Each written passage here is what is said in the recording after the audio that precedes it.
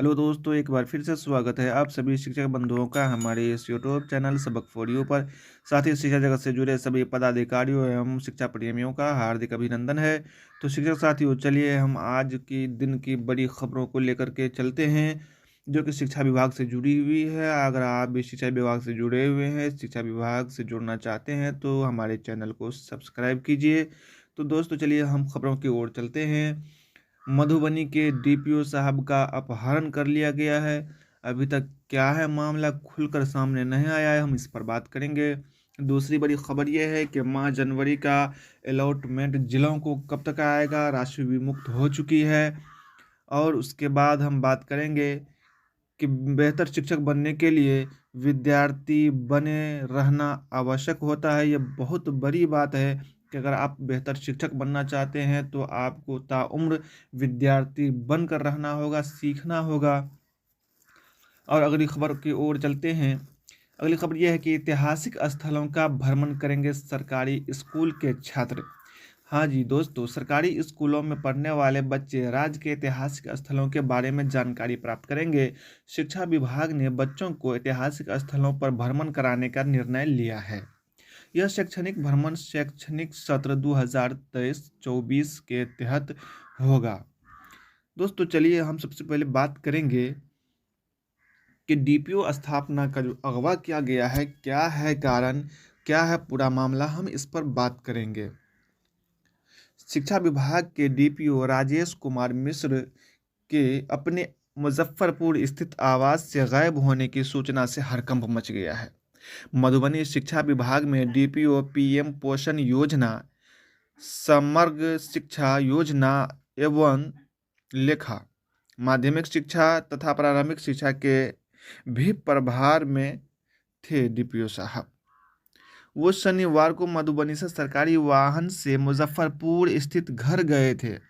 रविवार दोपहर से अपने घर से पैदल ही निकले। डीपीओ साहब वापस नहीं लौटे।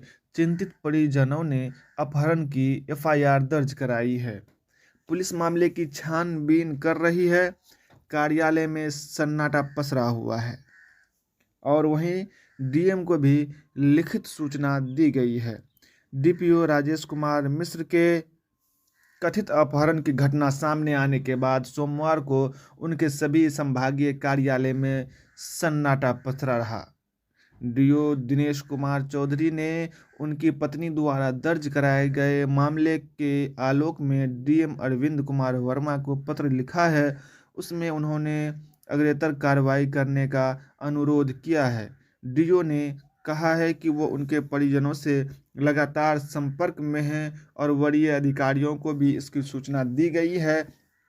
इधर इनके संभागीय कार्यालय में सोमवार को कई तरह की चर्चाएं होती रही। शनिवार को 2 अकाउंट में भिजवाई थी राशि। सोमवार को संभागीय कार्यालय खुलने के साथ ही कर्मियों ने शनिवार को हुई घटनाओं को जोड़ने की कोशिश में जुटे हैं। कर्मियों ने बताया कि साक्षरता कार्यालय में पदस्थापित ऑपरेटर मोहम्मद आफ्ताब को शनिवार को उन्होंने एक अकाउंट में 11,000 रुपये जमा करने को कहा था। काफ़ी मशक्क़त के बाद मोहम्मद आफ्ताब ने राशि ट्रांसफ़र की थी। इसी तरह पीएम पोषण योजना के जिला समन्वयक राम कुमार से भी उन्होंने एक अकाउंट में 21,000 रुपये जमा करवाए थे। कर्मियों ने बताया कि शनिवार को वे काफ़ी बेचैन दिख रहे थे और फ़ोन पर ऐसा लग रहा था कि कोई उन्हें ब्लैकमेल कर रहा है और वह इससे बचने के लिए उसके अकाउंट में रुपये भेजने का व्यवस्था करवा रहे हैं। मोहम्मद आफ्ताब ने बताया कि राशि जमा कराने के बाद भी जिनके अकाउंट में राशि दी गई है उसके द्वारा बार बार धमकी दी जा रही थी और गाली गलौज की जा रही थी। पीएम पोषण में गड़बड़ी को लेकर दिया था सख्त निर्देश। डीपीओ ने पिछले सप्ताह ही जिले के अधिकतर स्कूलों में पीएम पोषण योजना के 75% अनाज व राशि के गबन को लेकर सख्त निर्देश जारी किया था। सभी साधन सेवी को अपने प्रखंडों का रिपोर्ट समर्पित करने को कहा था। निदेशक पीएम पोषण योजना के आदेश पर डीपीओ ने यह निर्देश दिया था। तो शिक्षक साथियों, लगता है कि कहीं न कहीं इसमें किसी तरह की अनहोनी की बात हो सकती है, क्योंकि मामला जो है वो बिगड़ता जा रहा है और कहीं न कहीं वो इससे जोड़ कर देखने में कोई बुराई नहीं है कि कहीं न कहीं उनको ब्लैकमेल करने की भरपूर कोशिश की जा रही है।